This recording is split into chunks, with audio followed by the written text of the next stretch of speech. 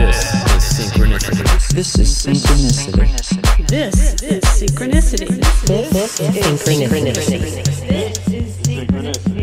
is Synchronicity. This is Synchronicity.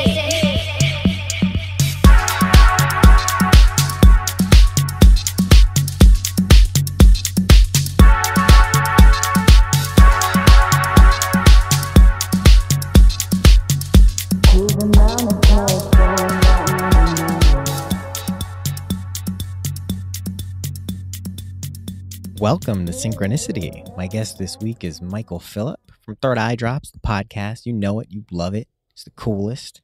Michael has this intellectual, it's like a razor sharp intellectual edge that he cuts through deep and meaningful and profound questions that we all ask ourselves about existentialism.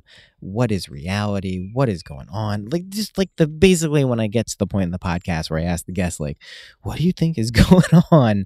That's what Michael's focus is all of the time. If anyone deserves success doing what they're doing with a podcast, it's Michael. I've seen, I have the benefit of working with a lot of podcasters and knowing them, not working with really, but knowing and being friends with a lot of them because of my pod network. And I know who really is about their shit, and Michael is at the fucking top. So he's just, you know what I mean if you listen to his show. Just always grinding for the best possible guests and angles and topics. And it's been awesome to see him succeed over the years. Just a cool fucking dude. So yeah, I don't got to say more about Third Eye Drops. I'm sure you already listened to it. If not, go check it out. thirdeyedrops.com. Man, this episode, we talk about a lot of stuff. Of course, the Neville Goddard imagination stuff is still at the forefront of my mind. Something I've been doing recently is throughout the day, I've been reminding myself that waking life is actually the dream, and the imaginal acts that we create, whether consciously or unconsciously, most often unconsciously, actually is the real reality. And that's kind of an interesting thing to do. If you try it throughout the day, throughout the week, throughout a month, what it can do to your world and kind of changes your perceptions of what is going on. So I think this was recorded a couple of weeks ago, before I recorded with Mitch and Duncan, and man, I'm just saying, this stuff is pretty cool. Gonna do some solo episodes on imagination coming up, but it was really fun to share this with Michael. And I'm also, I shared it with Corey on his podcast. I'm sure that's coming out soon. We're talking about the imagination stuff. It was pretty fucking cool. So if anyone is going to parse this with intellectual rigor and weigh it against, the empiricism it deserves, it's Michael.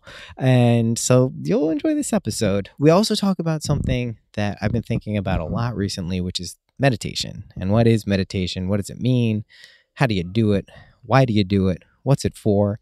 And if you've listened to this show, I've interviewed a lot of meditation people. I've worked with a lot of meditation people professionally, and have a love-hate relationship to a lot of aspects of what's pitched as mindfulness in the West. And I think what's really helped me get into kind of embracing a meditative practice is the idea that you don't necessarily need to sit there and clear your mind and just watch what's going on, although that certainly can be useful. But you can also have a directionally focused, intentional, kind of one-pointed meditation where if your mind wanders from something that you are desiring or wanting to create or see aspirationally, you can just kind of snap back to that thing you want and you can catch your mind drifting. That's meditation. That's one-pointed meditation. They'll teach that in almost any meditative discipline. So that has really changed it for me in a big way. And in this episode, Michael reveals that he's really started a meditation practice. So I think that's great because I do know, and I've experienced it when I've meditated classically in different forms, especially the Buddhist ways.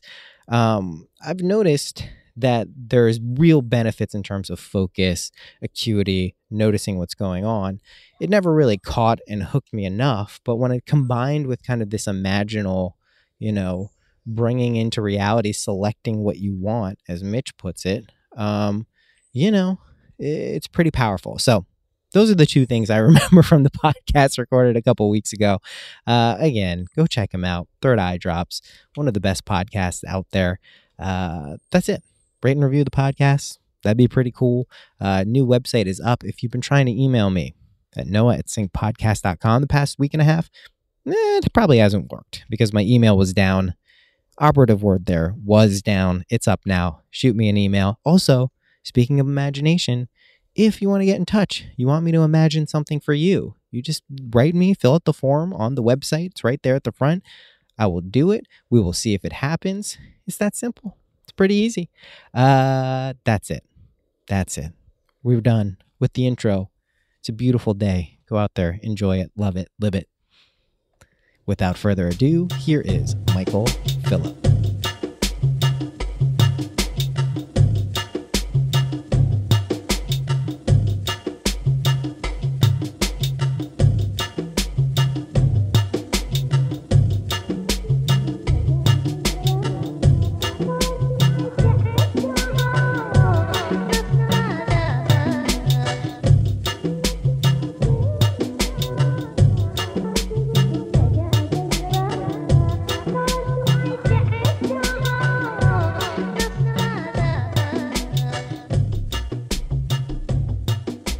Good, man. What is up, my man? I'm so I have Mitch Horowitz on next week. I'm going to his apartment in New York. Sweet. And I got tuned into Neville Goddard. Yeah, I know he's a huge fan of him. I listened to Miracle Club, and we did a pod as well. Yeah, I was just listening to that right yeah, now. Yeah. And I really enjoyed talking to him, and he really recommended him and Napoleon Hill to me a lot, but I honestly haven't dove into them as much as I would like to. So I for the past 2 days have uploaded like 32 hours of Neville Goddard talks to MindPod Network. Holy YouTube. shit.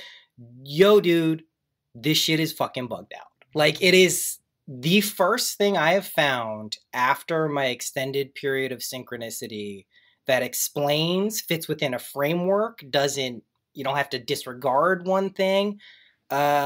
It's fucking next level. And what I think I love most about it is it's practical. It's like you can vet this shit. There's no like, it's quite honestly like easier than meditation. Like, meditation is hard for me. Like, my mind is so fucking active. Even when I start a practice, it's like I very quickly fall off the wagon because of how active my thoughts are, and it's not comfortable.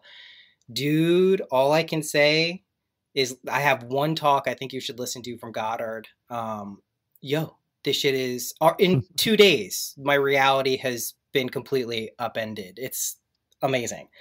Strong claim.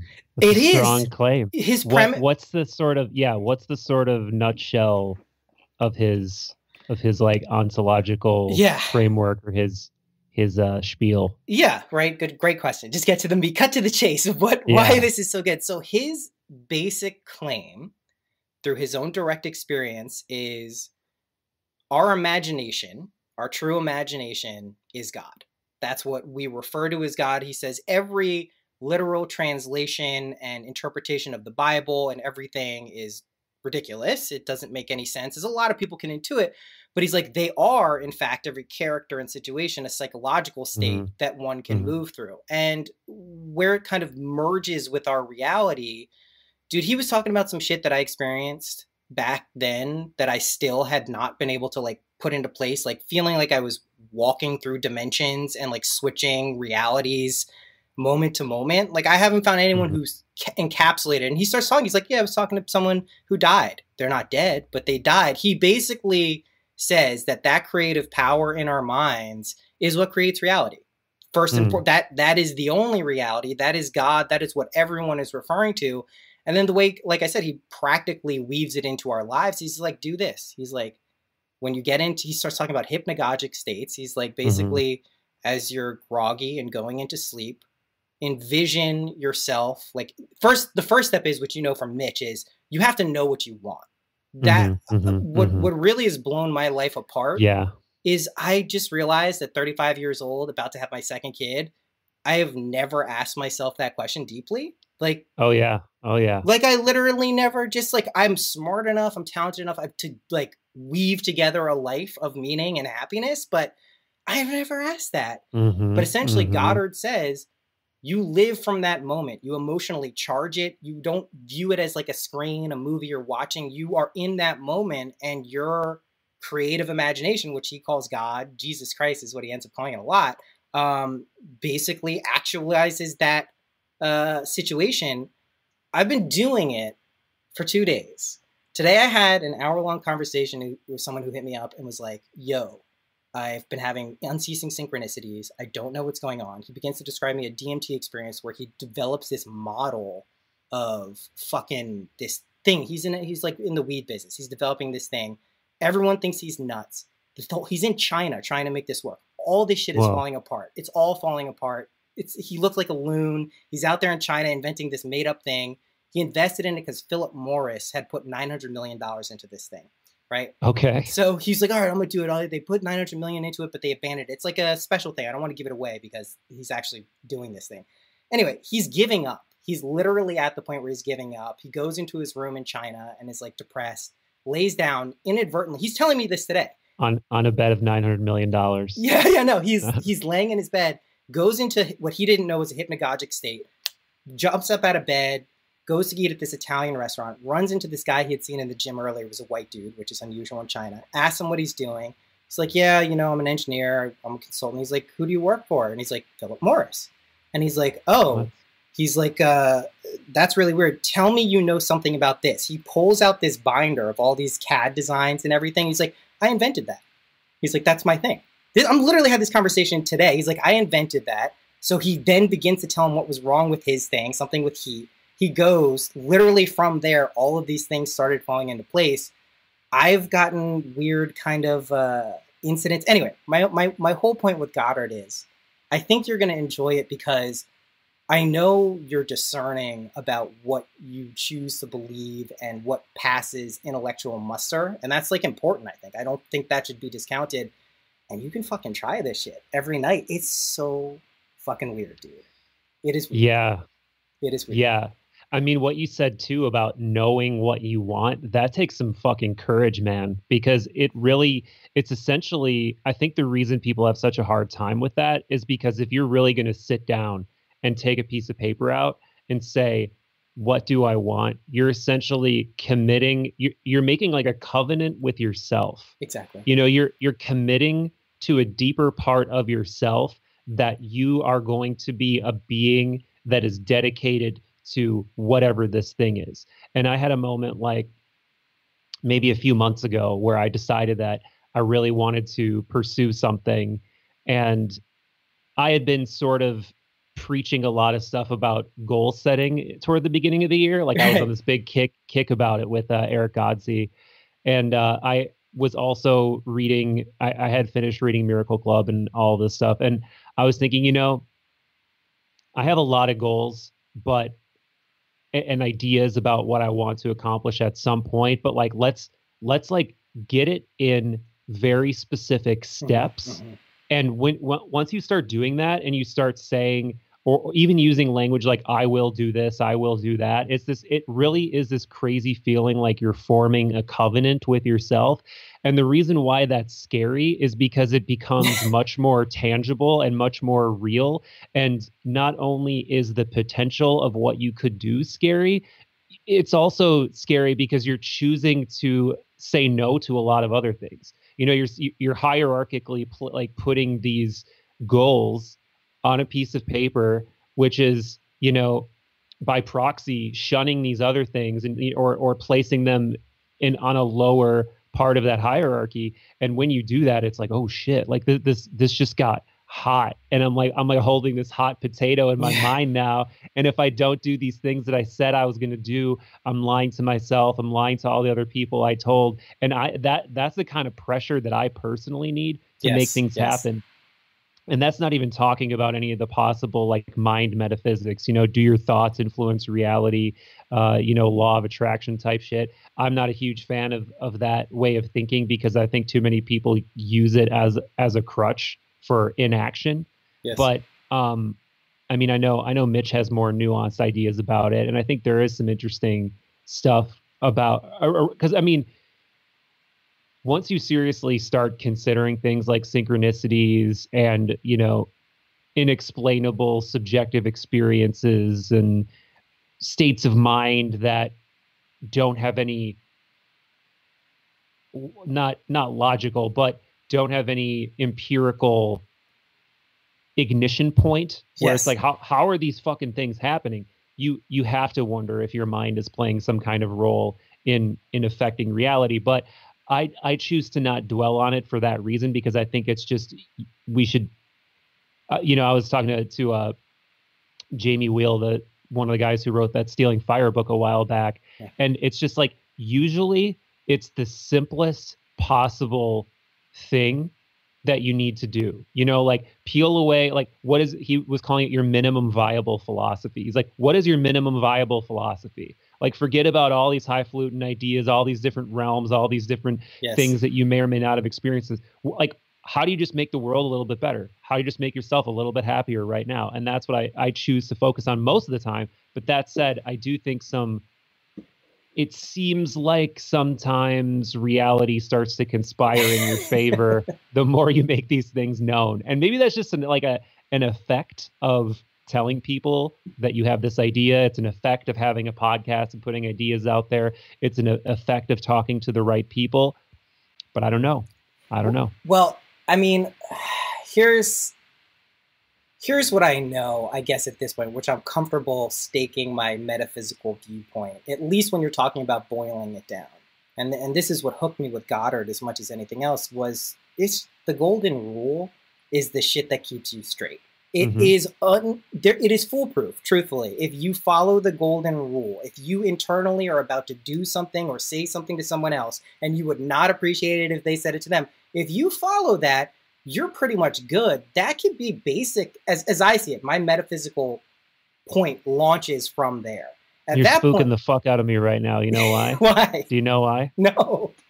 So in this exact part of this conversation I had with Jamie Wheel, he talked about Rabbi Hillel, who apparently said, "Do unto others," before Jesus said it.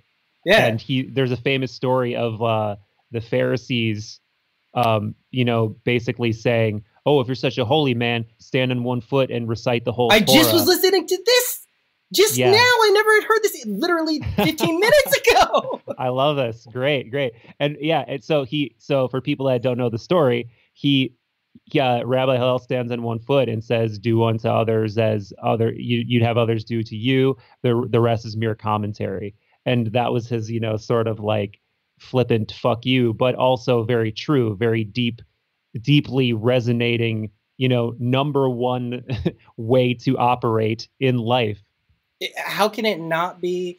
I think we like to analyze, intellectualize, creatively play with the infinitude of what anything could be in reality or unreality or beyond.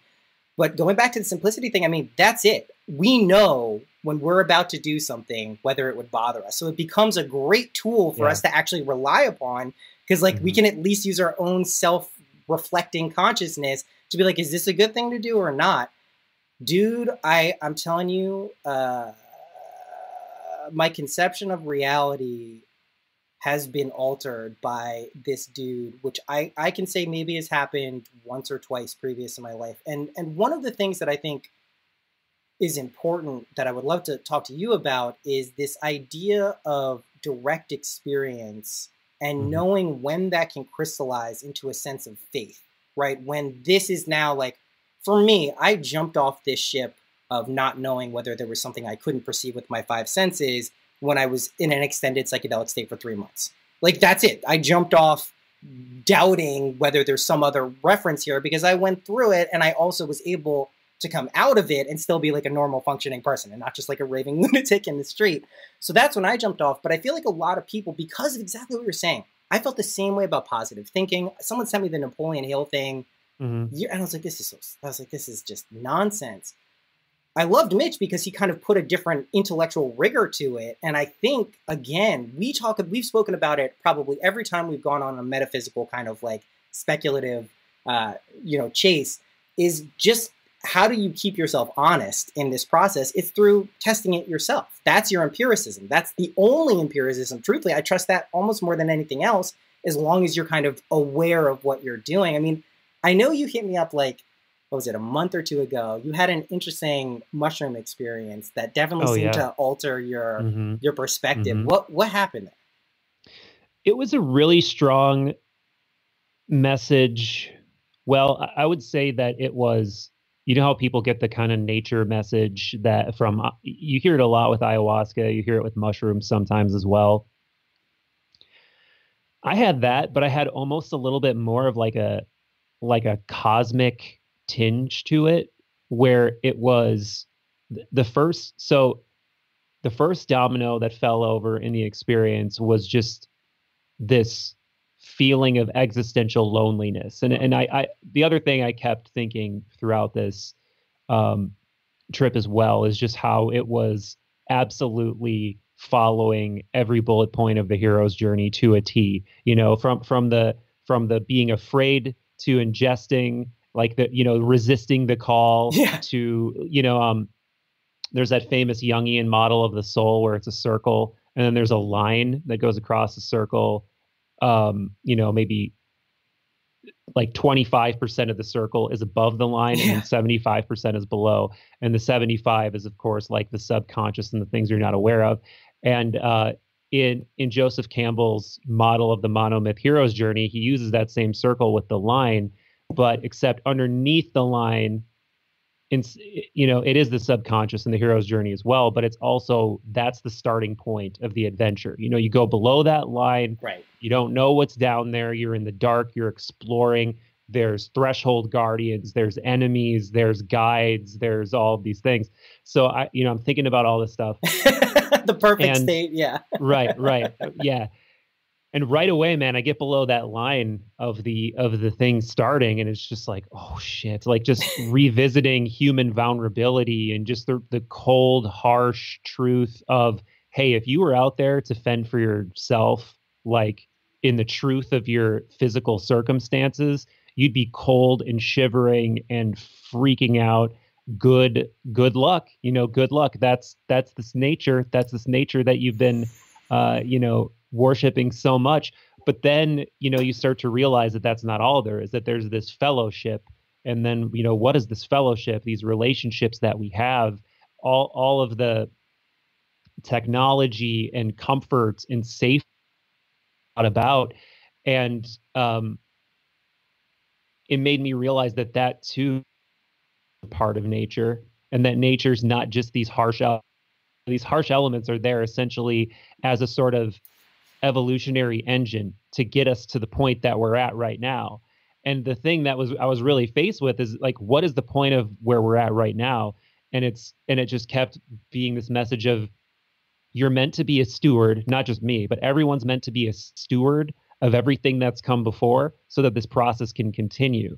And then I just kept having these crazy thoughts of like cosmic life, essentially. The fact that Earth itself is like this lonely, you know, cosmic flower blowing in the wind of infinity. Like there's nothing around it. You know, you go out into outer space, you look at Earth, it's the pale blue dot, it's the light coming off of it, and everything else around it is lifeless.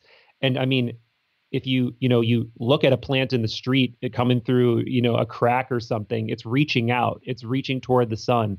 And that's what life on Earth is doing, this process, and it wants to reach out. It's like and we are the only ones that have the ability to do that. We're the only ones that have the ability to spread that warmth, spread that love, spread that fellowship.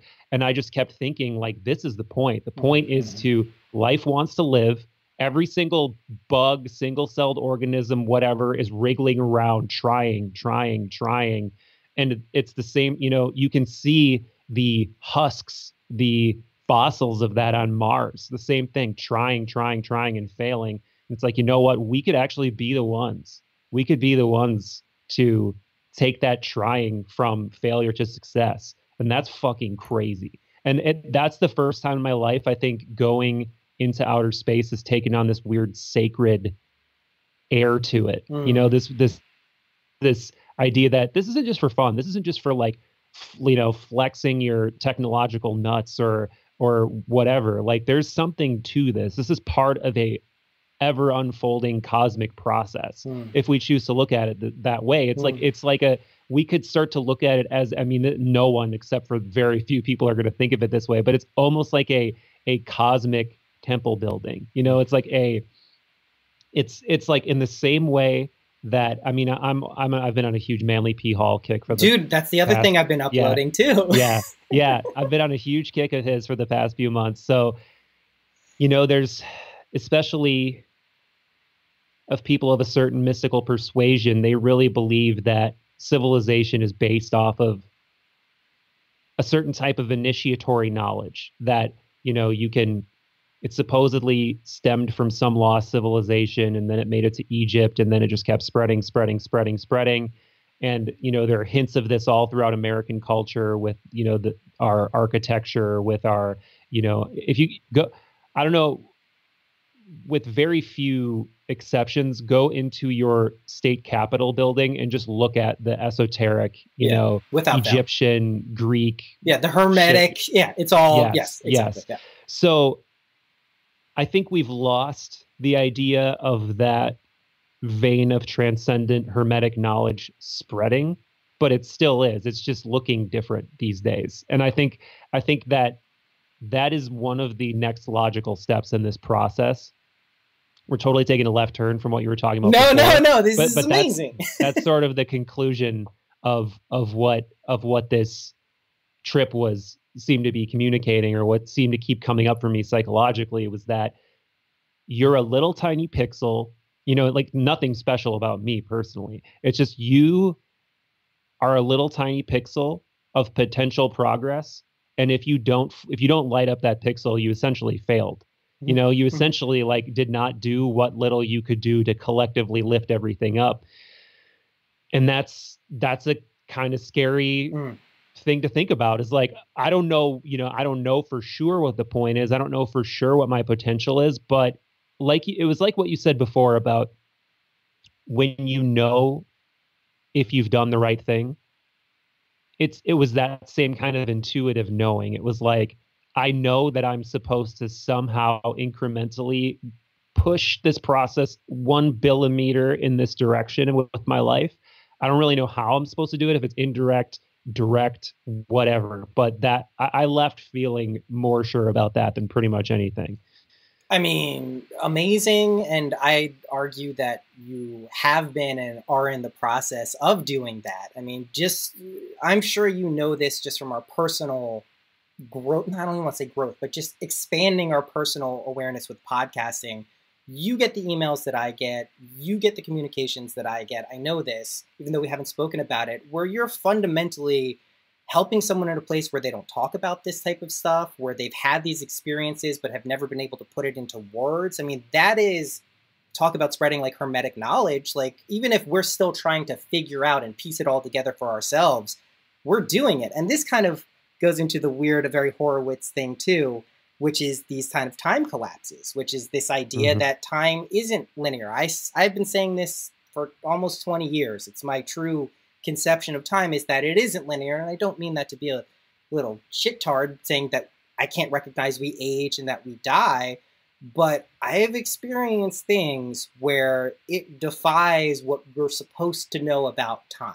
And I think other people have these experiences. And I think a regular way to do that is take psychedelics. I mean, that's a very common feature, is this time, your whole relation to it is fundamentally altered from the onset. So it begs the question, have you already figured all of this out? Are you reflecting it back to yourself in some way? I'm not saying you know it all consciously now, but you even alluded to it, right? 75%, at least in the Jungian thing, is below the surface, right? Let's be clear. We like to pretend we're running the show. We're so not. What's interesting about the Goddard stuff again, though, is it seems to be a certain bridge that we can, if not mechanically understand perfectly, it seems to be a way to connect psyche and matter in a way that builds an element of faith that then serves as kind of like a stabilizing point to being like, you know what, I figured out who I am and what my role is. I've gone into the future, embodied that, felt that. Now, and this is where I really wanted to get into it with you, because I see these ideas of the struggle, right? The struggle is what warps and shapes this ultimate kind of like perfect diamond that we have to go through. And this is something that I've believed my entire life. It's just something that feels known to me. What this then does, this idea of using your imagination to create reality, don't look at it like wishful thinking. Look at it like, well, can those things work in tandem? Can I envision a future where this is happening, where I've stepped into my actualized, fulfilled self and I'm doing exactly what I know I'm supposed to be doing? We meet people like this, right? We know people where like you can just tell like, they're doing exactly what they're supposed to be doing. Things fall into place for them. It's just, you can tell, right? I am beginning to believe that the only thing that holds people back from everyone achieving that state, and thereby making the world a better place, let's be clear, if everyone was able to just imagine a better reality into reality, the world would likely be a better place, is fear, right? And I know that's trite and it's cliche and it's a new age aphorism and it's a platitude, but I've noticed it in myself. I think my lack of clarity in terms of understanding or knowing what I want is really just a crazy fear block, right? I mean, I'm curious, like, so where does that fit in? This ability, this idea that we could potentially change external reality or move into a reality that we imagine by doing nothing else but that. Let's be clear. Like, you could do something else, but that's the mechanism that's actually doing that. How does that fit in with your kind of cosmology of you have to have these experiences to kind of warp you into, your eventual state of what you want to be? Yeah. I think the question about time in general, time being, I think the big revelation about time that I've had personally is that it's included in Einstein's theory of relativity. So it's not that time is linear. It's understood that time is not linear, but it's like our experience of time is this relative linear thing. But because of that, it creates this paradox where it's like, well, if time is this complete entity, I'm just experiencing something that already exists. Like, what the fuck does that mean? And how much, if any, free will do I get to exercise in that? Like, as I uncover, potential, is that an illusion, or is it just all like a finished, this finished thing that that feels as if it's novel as it's occurring? And, sometimes when I look back on just feelings I've had about things that I've wanted to do, and then, not that I'm in any sort of incredibly enviable position with what I've done, but it feels like part of me knew in a weird way. Yeah. It feels like part of me understood that you're gonna have this podcast. You're going to have significant portions of your life revolve around these concepts and meeting people, and you're going to predicate relationships upon these things, and just feeling this like angsty thirst for that thing that I didn't know what it was yet, but I know looking back now, it was like, that's what I wanted is what I am slowly getting now. Do I feel like no, absolutely not. I'm still struggling. I'm still trying to figure out, like, it's like what you said, really. It's figuring out how to ask the right question or decree the right goal. And it's like you get better and better at sharpening that down to a point as you go through the process. And that reminds me of this Campbell quote where he says, like, life evokes your character and you find out more about it as you go along, or something like that. And it's like, I heard him say that and I was like, well, what does that mean? And to me, it means what I was saying before, where you don't really know, like, the interplay between your subjective experience and the larger world, larger reality. You don't really know what either one of them are. You just kind of know how they seem to you. Yes. And then as you go, there is this strange, nostalgic, hindsight is 2020 type, like, cheesy overtone where you feel like, oh, everything had to be that way so I could get here. And I don't know if that's true or not, but it definitely has, like, the year by year by year, it feels more like that. It feels more like, oh, I had to do this so I could do that, so I could do this.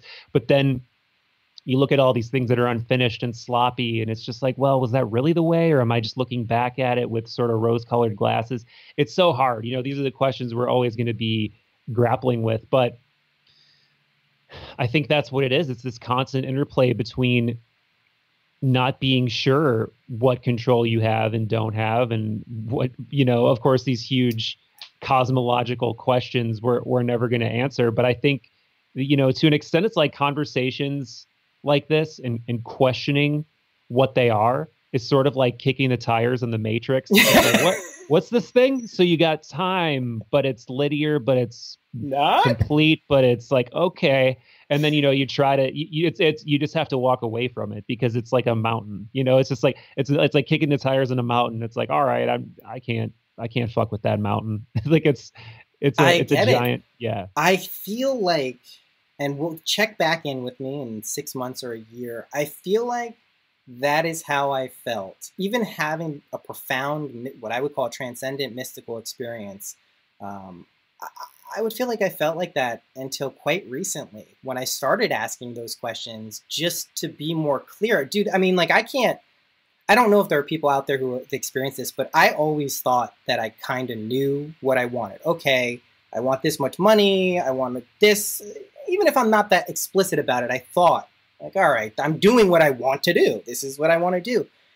It's mind-blowing to me that I had never really sat down and be like, what do I really want? Like, what do I really, really want? And I'm still figuring this out, like, as we speak. But for the most part, I'm getting more and more clear.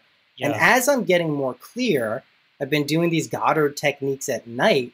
And man, it's weird how reality seems to conform to that with I'm not doing anything else. I'm not walking around trying to make things happen. I'm not expecting some weird, crazy thing to happen. I just do this thing at night. I go about my day like I normally do every other day. And within 48 hours to have like a pair of what I would deem relatively significant conversations about synchronicity and experience them in a pretty heavy, amplified environment related specifically to what I was thinking of in these nights is fucking weird. That's all I can say. So I'm shifting now from saying how much control, or asking the question, how much control do we have over external reality processed through our own consciousness, our individual consciousness, and what do we control? Where do we push it to? What reality do we walk into? Do we want to walk into the reality where we go to space together? Are you going to jump off into your other reality where that happens? Am I going to jump off? We wouldn't know. We're an infinitude. Right? We could seriously be going off right now into different directions. You could be challenged. So let me tell you, I don't want to be the one to go to space. I don't want to be the one to go to space. I wouldn't have wanted to be the one to cross the ocean either. No. But it's like it's one of those turning points. It's one of those big thematic destinations that's easy to see, where I don't want to disrupt what you were just saying. No. Finish what you were saying. It's gone. It's in the ether. Okay. Yeah. So, but your question about how much, control do we have? I mean, and what the mechanism of that control is. And the implications. That's, yeah. And it's an enduring question, obviously, because even, in terms of mainstream science, we talk about all the time that, the Dr. Donald Hoffman or whomever, choose your sage on this one. Everybody from scientists to mystics say the way we perceive reality is not it. Right. But what all mystics pretty much universally say, whether they're Hermeticists, Kabbalists, of Eastern origin, whatever, is that consciousness is the real thing, and that consciousness builds reality and in the way we perceive it, but that's ultimately an illusion. And, whether we're talking about like Vedantic philosophy, Plato's, notion that the soul or the psyche is the real reality and physical shit is just delusional, and also in the Hermetic tradition, it's the same thing, that there's like this, ultimate reality is this sort of conscious light or whatever. Yes. So they're all saying the same thing. Of course, I think it's a little bit, it's difficult to marry all of that with what we empirically know now about the physical world, but I'm pretty hung up on the idea that I'll never be able to dismiss the idea of consciousness being something real and not just an epiphenomenal, biological function. Yeah, but something that's real. But then I immediately pull back on that and say, but also don't get it twisted and think that your perception as a being is what consciousness is either. Because I think whatever. So you said that you've been struggling with meditation for a long time, and ironically, over the last month, I've finally I seen like, that developed like a daily practice where I'm like, I really enjoy it. I don't ever see myself stopping doing it. Awesome. And it's not this struggle, it's not like a struggling thing. It's really like, you like it. It's the opposite, where it literally is, here's your time.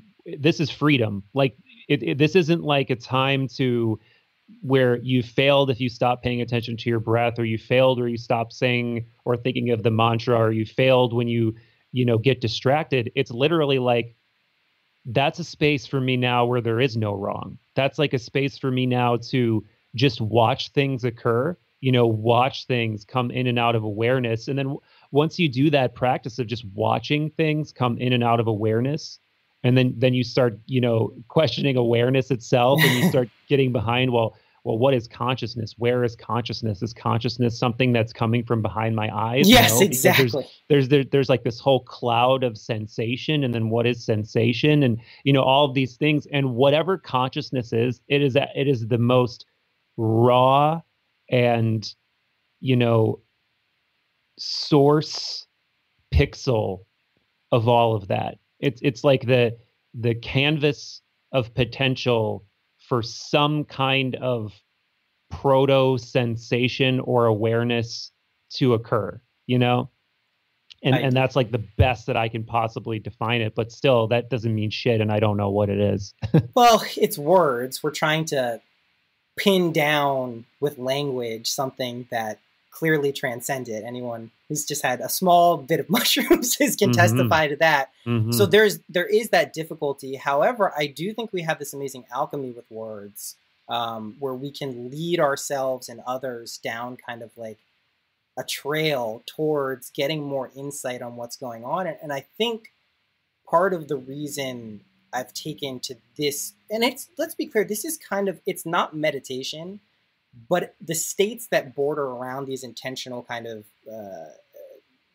walking into an experience in the future or the past even, right around them is meditative, right? I have to get into a space to allow this to, in fact, you'll notice if you do this, at least for me, I have my scene, I'm living it, and immediately guess what's coming to play? All of my other thoughts are trying to intrude. I'm like, so it is a meditative state that you actually have to get into. And I think that state, that process, which you're describing, mindfulness, vipassana, whatever word we want to use, Corey staring at a candle for 5 hours 15 years ago, these are all things that get us at least closer to the baseline signal that consciousness is putting out. We put so much stuff on it, which is why I have an aversion to meditation. I got to clear all that stuff off. And that's fucking decades and God knows how long worth of stuff. But I do now believe quite firmly, and we'll see if it deviates at all, that literally everything we see around us, we create. I mean that both individually and conceptually. And I mean that from like the kind of roll your eyes, like, well, someone had to envision the iPhone and build all the components to make it this ubiquitous thing that we're using, but also the circumstances that unfold before us, the relationships that come into our lives, those weird synchronicities. I feel that we unconsciously are kind of running this script and operating system all of the time. If we start to step in a little bit to the pilot seat, which is, just to be clear for me, scary as fuck. Right? The implications of this are that you are now taking personal control over everything in your life. That means if some fucked up shit happens, you're responsible and have to deal with those ramifications. I have kind of looking back retrospectively, this is alluding to what you are, or referencing what you were talking about.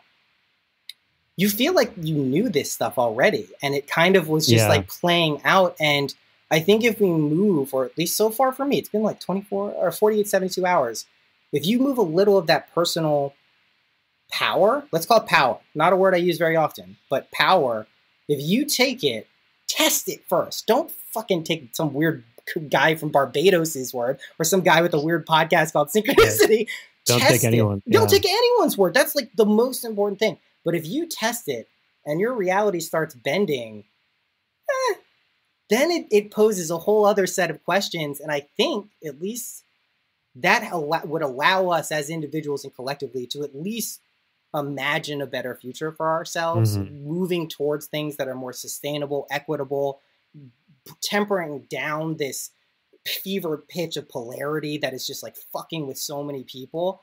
I think this is a real distinct possibility if this kind of idea spreads that we have this power. Yeah, this is why I'm close to being okay with calling myself a Platonist of some sort, is because to him, ultimate reality was a unstained, rational place. It was a place that, you know, because like we use the word rational a lot in a modern way to like try to like as a substitute, as like a proxy for scientific or something with like data, but that's actually not what it is. It literally, you know, the classical kind of binary argument between rationalism and empiricism. The Platonic side, the rationalist side, contended that reality is held in the psyche. It's like it's held in the, you know, the deepest, purest part of the psyche. Like that is our connection to real reality.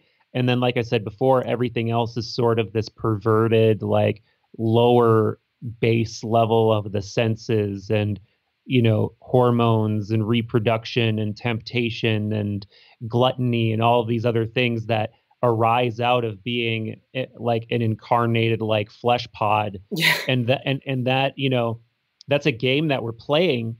But if we allow the lower parts of that game to dictate our actions, we're losing the light of like the reason we're playing the game to begin with, whatever that is. And I think what I'm talking about with meditation, what you're talking about with, you know, using your mind to envision what you want and clarifying the question. I mean, that is this process of catharsis that Plato talked about. Like the process of, you know, like Aristotle gets more credit for the catharsis conversation. And he would talk a lot about how media and plays and stories were cathartic for people because they could vicariously like exercise emotions. And that's real too, of course. But when Plato talked about catharsis, he talked more about you needed to go through this internal process of purification where you're getting past the junk and the garbage. And that includes asking better questions. That includes getting a better idea of what the ultimate nature of your mind is through something like mindfulness meditation. And that's what's really blowing my mind, because I was reading some, you know, commentary. No, I don't even remember if it was commentary or if it was primary source material, but it was like an older translation of something Plato wrote from like the early 20th century. And it was like, holy shit, like this is mindfulness meditation. This is the exact same shit with different words. And it's crazy that we don't think about this in the Western tradition, that we've been talking about doing this for thousands of years, but we've like lost all of these contemplative practices in the West, and we think they all come from the East, but we've been doing them too for thousands of years. But I think that you're never going to convince me that changing the quality of your mind and the sharpness and aptitude and accuracy of your mind, you're never going to convince me that that's less important than doing stuff out there. Get out there and do that. It's like, because you're not going to get out there and do anything with the right idea, the right context, the right tenacity if your mind isn't right. And getting your mind right is totally incumbent upon you. Like, you can have great guides, you can have great teachers, but they're not going to be able to like sit there and force you to meditate with, you know, it's like being a little kid and having your parent telling you, you got to take piano lessons. If you're just sitting like, I don't want to do it. I hate the piano. If you do that the whole time, you're not going to fucking get it. You're not going to appreciate it. You're not going to like it. So it's the same thing with, you can go to retreats, you can talk to gurus, you can do any of this shit, but it's like, until you're aligned with the right mentality, none of it's going to matter. None of it's going to matter. And I think that, and that's why I wrote that, why it's more important than ever to be your own guru article or whatever I called it, is precisely because of this. Until we realize that the answers are in there and that no one can dig around in there except for us. No one can make those scary decrees that we were talking about before. No one can do the scary step of sitting in the driver's seat of reality except us, ourselves, individually, subjectively.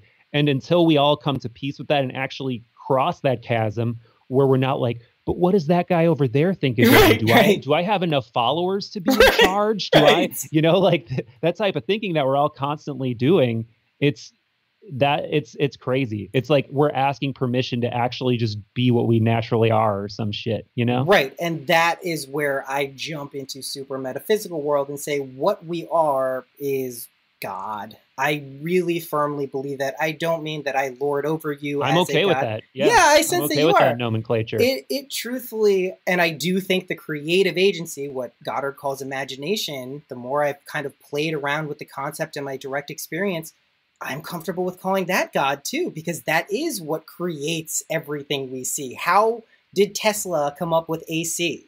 Right? Yeah. We fucking imagined it. How did Einstein come up with relativity? He fucking imagined it. So if we start taking that idea seriously, man, you're going to become a Platonist. I have always found an internal friction with myself and Aristotle. I think he's incredibly smart. I think he was incredibly prescient. But I always found this idea of empiricism, kind of the more material aspects of his philosophy or of what he spoke about, to be at odds with what my direct experience was, which is why I always loved Plato, because, even in the Phaedra, right?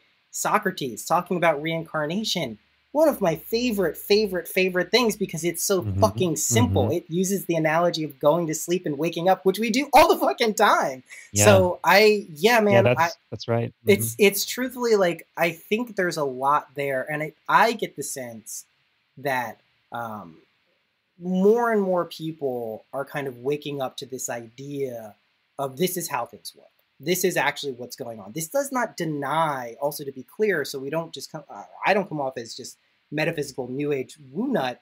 This doesn't deny physical reality. We're not saying that this is just an illusion, so fuck it, don't worry about it. It's that we're co-creating this for a purpose, right? Theoretically, that's why we're doing it. So use this. When you're talking about, this is what immediately came to mind when we talk about the piano thing.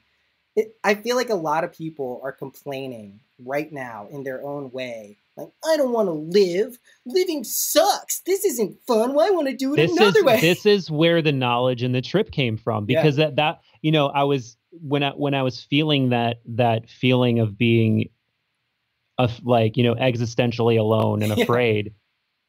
That then the very next feeling of like, wow, I'm so lucky to be comfortable. I'm so lucky to be alive. I'm so lucky to get a chance. And that's exactly what I was thinking, is like, you don't like living. You don't like having a chance. It's just like, and you want more of a meaning. You want reality to come with more of like an instruction manual. The canvas isn't well laid out enough for you. It's like, what the fuck are you complaining about? Not to diminish anyone's depression, but it's like, the point is you get a chance. That's the point.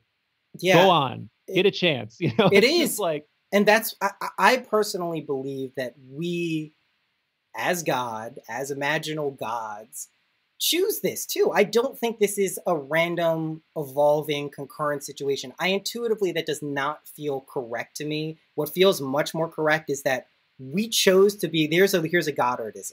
So Goddard says this, that a lot of people think that Christ was nailed to a cross. And he's like, that's fucking ridiculous. That did not actually happen. What really happened is humanity chose, as God, to pin itself down to suffering, to cross this world, which the Buddhists have astutely recognized is suffering. There's a lot of suffering going around. No one's going to deny it.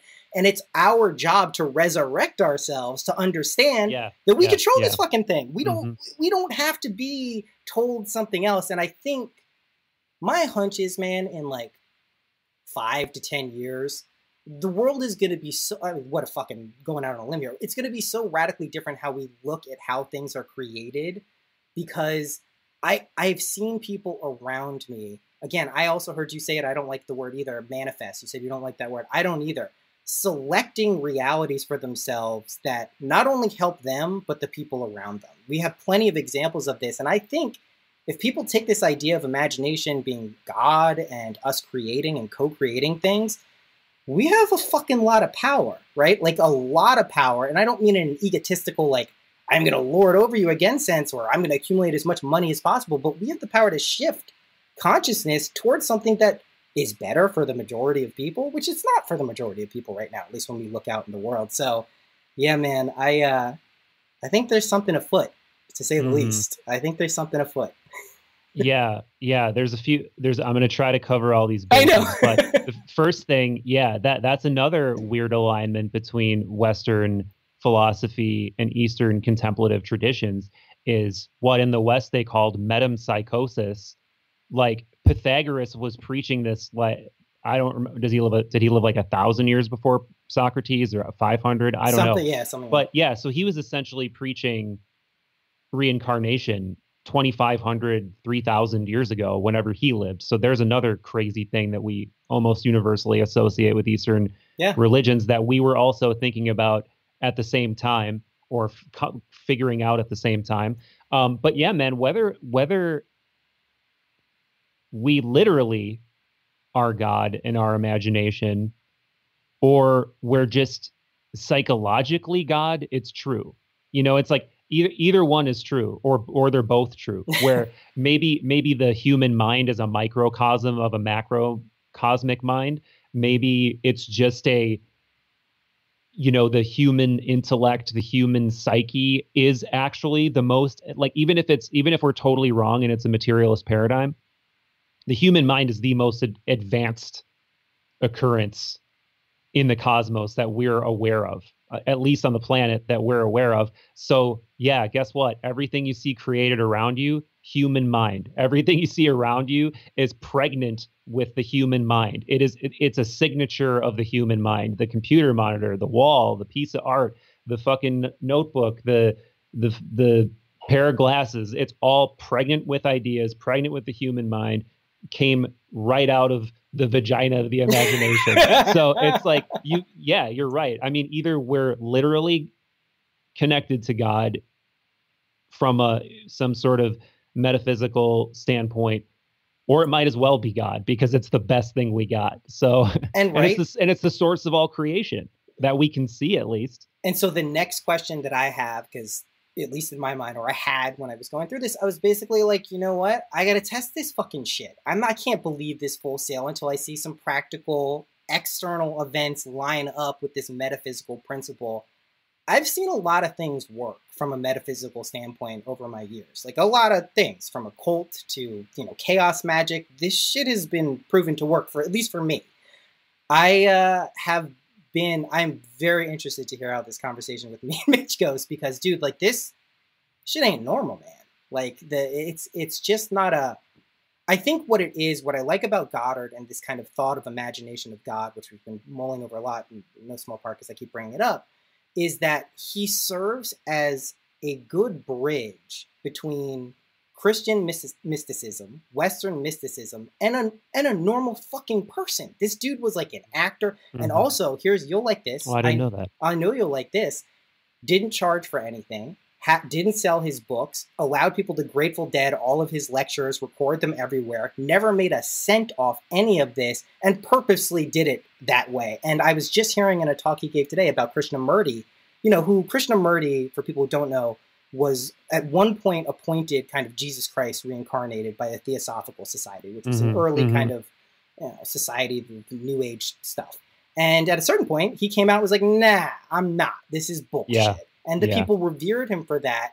And Goddard was essentially talking. He's like, people are going to forget that, number one. Number two, the Theosophical Society is like most other spiritual organizations in the world.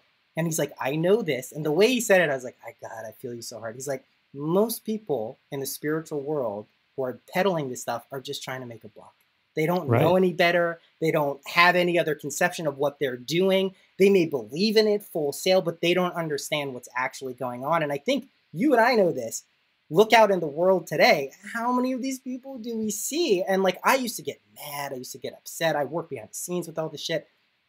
Now I'm just like, God love them. God bless these people. They'll figure it out, whatever it's time for them to figure it out.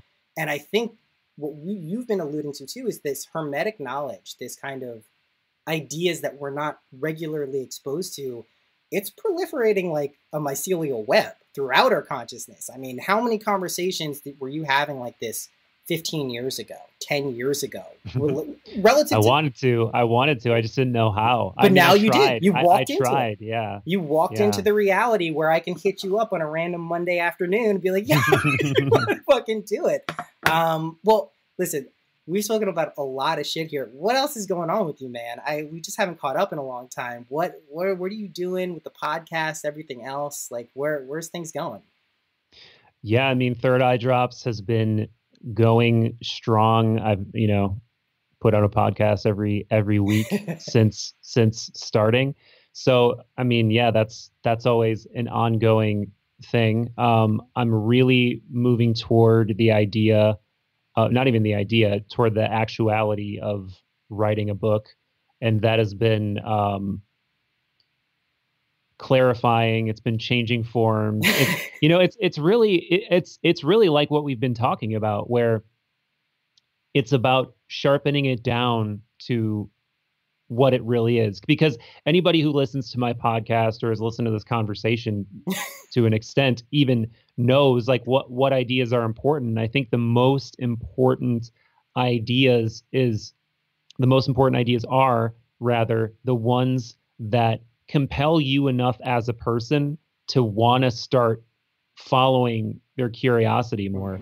And because that's where the disconnect always is between every kind of like teacher or self-help author or whatever. It's like they're going to prescribe something to you and then you're going to take it like a medicine and it's going to fix your problems. But that's not how it works. Like I think really the best, and this was always like the sort of overtone of Socrates and Robert Anton Wilson and all my favorite teachers and authors was like, hey, you are the one with the answers. You are the one who already knows what they need to do. I'm just going to like ignite some interesting ideas and conversations and then get you to ask yourself the right questions. And when you ask yourself the right questions, it's going to imply the right answers. It's the idea of, innate knowledge. And that's really what my whole book is going to be revolving around, but it's also going to be around something else that we've been talking about a lot.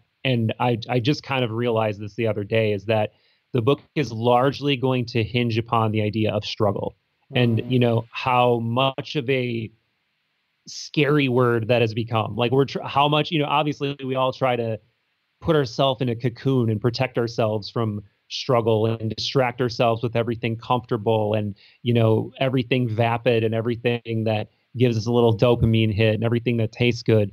But I just tweeted this earlier today that the more you fail to struggle for the things that you want, the more you get slowly consumed by things you don't care about.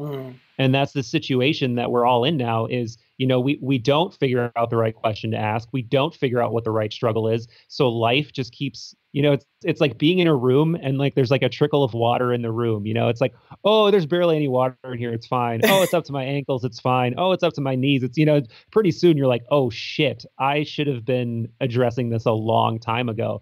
And I think whether that's just a metaphor for time or it's a metaphor for circumstances in life occurring that you no longer have control over, it's universally true. And I think the better we can get at identifying the right struggles and the things that we should be battling for and against, the closer we're going to get to feeling more fulfilled more quickly. And what's amazing is I am no authority on any of these things, but luckily, like you, I've been able to talk to hundreds of fantastic people. And I don't need to sit here and talk about, here's what, if you're a creative, you got to, I can be like, here's what Android Jones, a real fucking creative, like who has blasted his art on the side of the Vatican and the Empire State Building thinks about creativity, you know? So that's what's great about being sort of an aggregator of information instead of somebody who's pretending to be some sort of like teacher or guru or whatever, is like, we're just, you know, we're collecting information and saying, hey, here's the coolest shit I found. And that's what I want to try to figure out how to do with my book, and what I'm always trying to do, I guess. Let me say this. I can clearly envision that being an awesome book, man. Like what you said is super on point. Like you are, first of all, you're an authority on a lot of things just because you've absorbed, even if you didn't want to, by osmosis, all of these people in minds. I mean, this is one of the things you realize with podcast, which when we say podcast, we're just referring to talking to people we wouldn't otherwise talk to as much, recording it. That's basically it. But dude, that's going to be fucking awesome. Like do it. Fucking, I will be promoting it. You know that. Let's get to the last questions, man. This has been a blast. It's been too long. Yeah, likewise. Definitely. Yeah. Absolutely. Favorite color? I got to stay with blue. Nice. Still my favorite too. Favorite number? Well, 3 pops into my mind because the other day, our mutual friend, Jen Sedini, just randomly asked me what my birthday and whatever was. And she goes, oh, your master number is a 3. And I'm like, okay. Yo, there's the... So I don't really know all of the significance of that, but 3 is a good one. It's a very good one. What about favorite animal? Did she also ask you what your master animal was? No, but I got to go with the dog. I got to go with the dog. I love that you say dog and you love cat so much too. It's just no, I love both. I know, but I love that. That's great, man.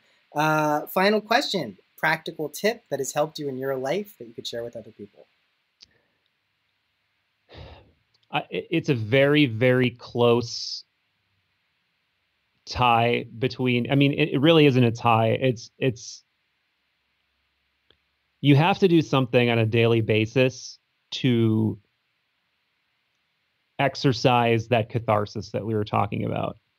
And I am no meditation expert by any means, but if you just view 10, 20 minutes a day as what I said before, it's not like a task. It's really like freedom.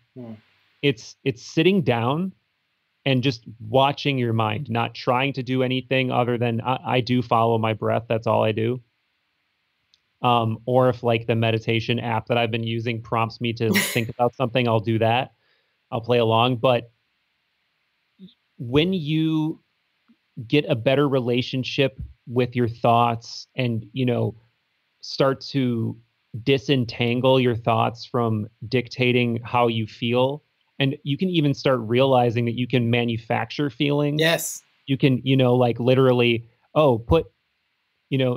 meditate and literally just put laughter in your mind. Put a giant shit-eating grin on your face. You can do that and you can really change the way you feel. And so like this is software that we're supposed to understand. Like we have it right there. Like there literally is a control panel.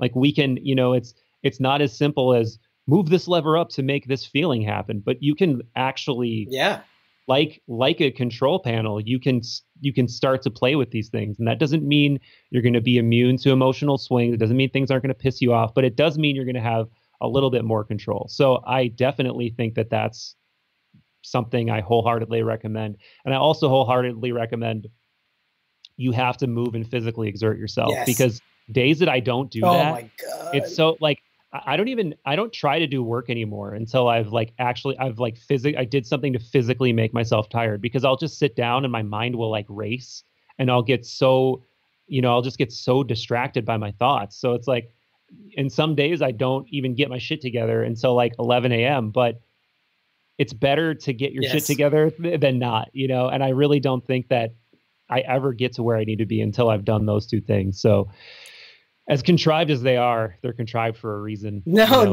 Physical activity and meditation, it's just a must. You got to figure out a way to get it in. I love it. Well, if you could please just envision me meditating, that would help to make it a reality. Because man, I am still super fucking resistant to it. Michael, yeah, I am. I'm envisioning. Thank you, Michael. Thank you so much for coming on, man. Let's do this again soon. Yeah, brother. Let's do it. All right, peace. Peace.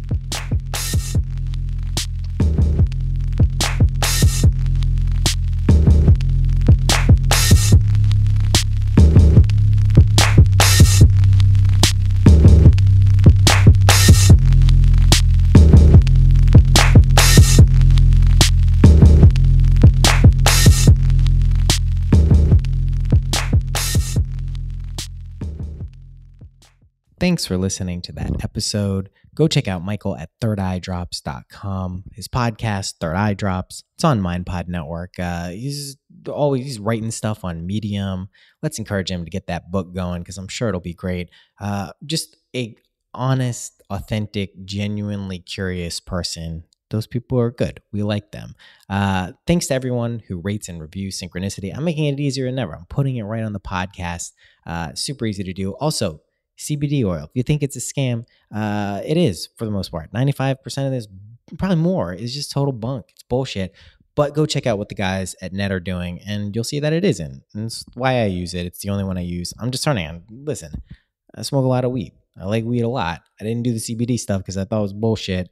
I finally met people who I think are actually doing the right thing related to the plant and just getting it out to the people for the right intentions. And that's cool. Support those people. So go check that out. If you use the code SYNC at checkout, it's 15% off. It's pretty cool. Anyway, thanks for your support, for everything. You're the coolest. Enjoy this summer. Love you. See you next week.